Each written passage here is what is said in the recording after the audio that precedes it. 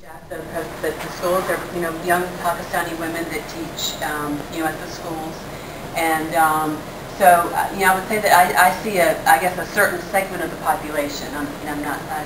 We don't get to meet lots and lots of people, but we do get to meet them. I haven't noticed that, anything polarizing between them, or I've enjoyed it each year because I feel like I've been able to develop a friendship with them, kind of coming back, each year, from year to year. But I haven't noticed anything.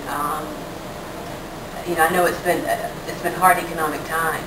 I know that it's been the cost of living, the cost for food, cost for power. I know that those kinds of things are getting harder. I know, like the past 2 times we've been in the summertime, they had the load shedding where they had to turn the power off. I guess yeah. The power's on for a couple of hours and the power goes off. And so that's I noticed that they have more hardships to bear like that. And then a couple of years ago there was the schools were nervous because the price of wheat was fluctuating so badly, and they were concerned they were not going to be able to have enough money to buy food for the schools. That kind of thing, I've noticed. And then, with the flooding and all this year, it sounds like they're, concerned about the economic impact on the families, the villages and all. Right. Just before closing, I had just one more question regarding. You said power, but yeah. you said you have a very complex hydrological system. Irrigation. Okay. Does most of your energy come from like nuclear, hydraulic, or combustion? Ratio is actually about 55 to 60% is actually thermal, which is oil-based. 30-35 is hydroelectric, and the rest is nuclear. But we are trying to build 2 more unfilled dams, but they're going to take about 10 years. So that we are dependent on. Which is why the Pakistani economy is highly dependent on the prices of oil.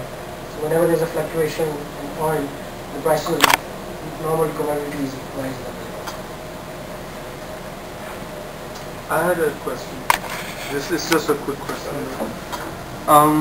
It's basically for you. As Americans, when something happens like in Pakistan, or if something negative happens, it's our feeling, I think a lot of Pakistanis here would agree with me when I say this, that the US media really polarizes the situation, and they show it in a really negative way, especially Fox News is famous for this.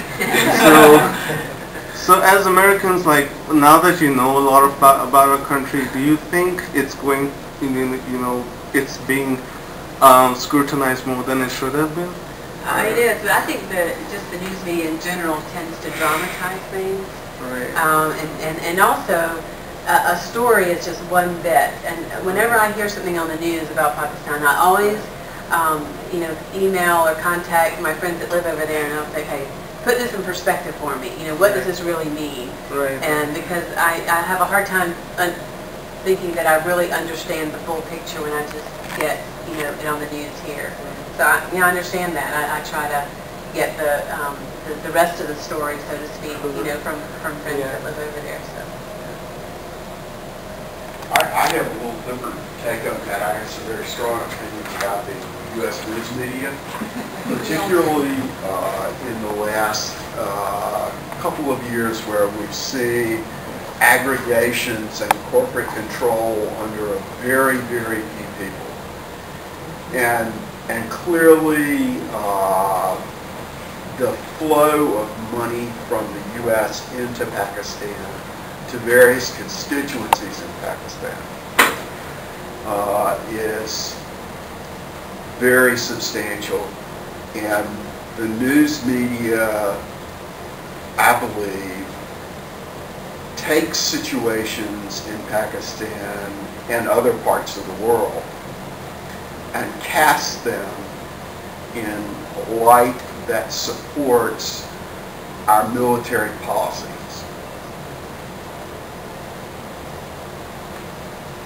And most Americans are not are not, don't have the time and are well enough informed or have the resources to break through and find out for themselves what some of the political and social, cultural, and economic realities here in our own country are. Because there are massive amounts of, we're spending way over $700 billion a year in our defense industry. I'd just like to add a caveat to that news media in general, I mean, I don't care what channel, what you're watching, you think about what the business they're in. Sensationalizing activities around the world. And, you know, the American news media is going to popularize America and make everybody else look less than America. I mean, that's what they want to do. And, you know, you take news media, I mean, if you're looking for news, the news media is the worst place to get news. It really is.